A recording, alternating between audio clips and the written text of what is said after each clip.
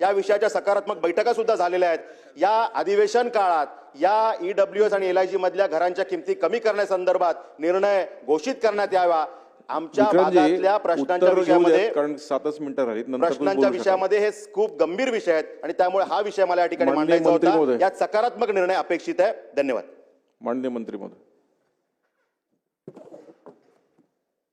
सभापती महोदय, विक्रम पाटीलांनी बरेच प्रश्न विचारलेत आणि बरीच माहिती पण दिली आहे आणि कमी वेळामध्ये उत्तर द्यायचं आहे।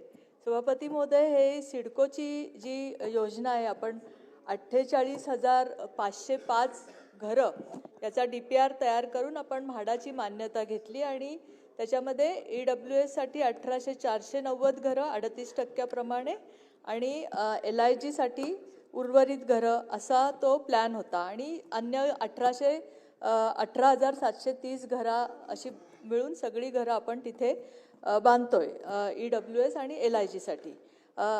सभापती महोदय, ह्याच्या संबंधी जे सदस्यांचं म्हणणं होतं की शुल्क आकारणी संबंधी त्यांनी आपली मागच्याच ह्याच्यामध्ये DCM साहेबांबरोबर एक मीटिंग झाली होती आणि त्यांनी कन्स्ट्रक्शन कॉस्ट आणि पूर्ण लँड कॉस्ट याचं रिवाइज एक एस्टिमेट मागवलं की किती खर्च येतोय, त्याप्रमाणे जर आपल्याला या घरांच्या किमती कमी करता आल्या तर त्याप्रमाणे बघता येईल अशी एक मीटिंग झाली होती आणि रेट संदर्भामध्ये आमच्याकडे तो अहवाल आल्यानंतर आम्ही या घराच्या किमतीबाबतला निर्णय घेऊ सभापती महोदय।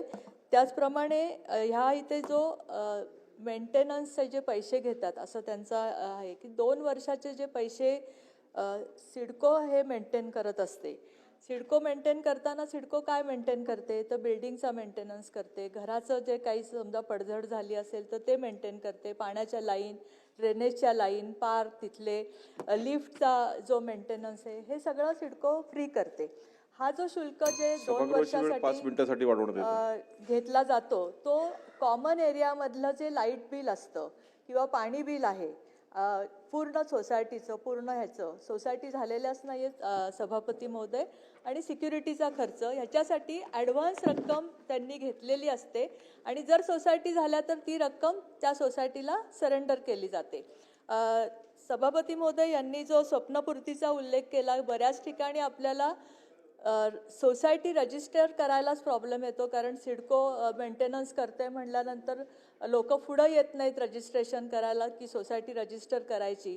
तर त्याच्यासाठीचा आत्ता सिडकोचा प्रयत्न चालू आहे की 51% जर लोक आले तिथे रजिस्ट्रेशन झालं तर सोसायटी आम्ही करून दिली की त्याच्यानंतरचा जो मेंटेनन्स आहे तो सोसायटीने करावा असं अपेक्षित आहे आणि ही जी रक्कम आम्ही घेतलेली आहे त्या रकमेत जे पण उरलेली रक्कम असेल ती आम्ही सोसायटीला सपूर्द करू सभापती महोदय। त्याचप्रमाणे जो टॅक्सचा विषय आहे मालमत्ता करासंबंधात तर सुप्रीम कोर्टामध्ये केस सुरू आहे आणि अंतिम निर्णय सुप्रीम कोर्टाचा जो येईल त्याप्रमाणे कारवाई केली जाईल सभापती महोदय। आणि अजून त्यांचा जो एक मुद्दा होता की घरांची क्वालिटी, तर आपण आपल्या ह्याच्याप्रमाणे जर आपण ISOची पण कडनं त्याची तपासणी केली आणि घरांची क्वालिटी त्यांचा रिपोर्ट चांगला आहे तरी सदस्यांची भावना लक्षात घेता जर अशा काही तक्रारी प्राप्त झाल्या घराच्या संबंधी की तिथली क्वालिटी खराब आहे तर सभापती महोदय आपण नक्कीच त्याच्यावर कारवाई करू।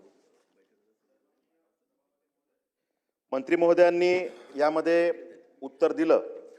यामध्ये फक्त 2च विषय मी खूप सारे मांडलेत, आत्ताची वेळ ही खूप कमी आपल्याकडे आहे।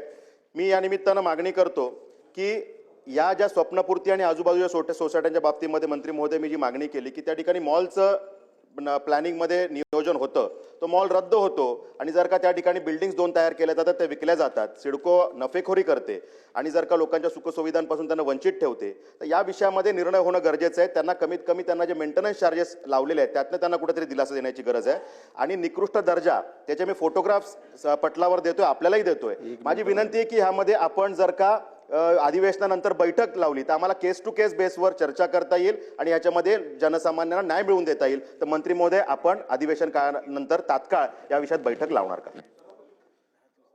सभापती महोदय माहिती घेऊन नक्की बैठक लावण्यात येईल। या विषयाची विक्रांतजी येणार 10 दिवसात संबंधित अधिकाऱ्यांसोबत बैठक लावण्यात येईल आणि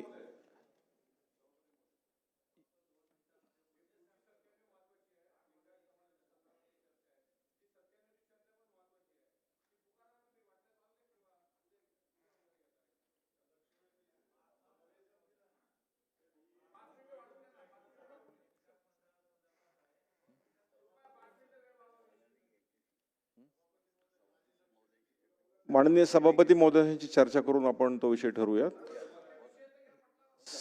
सभागृहाची बैठक आता स्थगित होत असून सभागृहाची नियमित बैठक दुपारी 12 वाजता भरेल.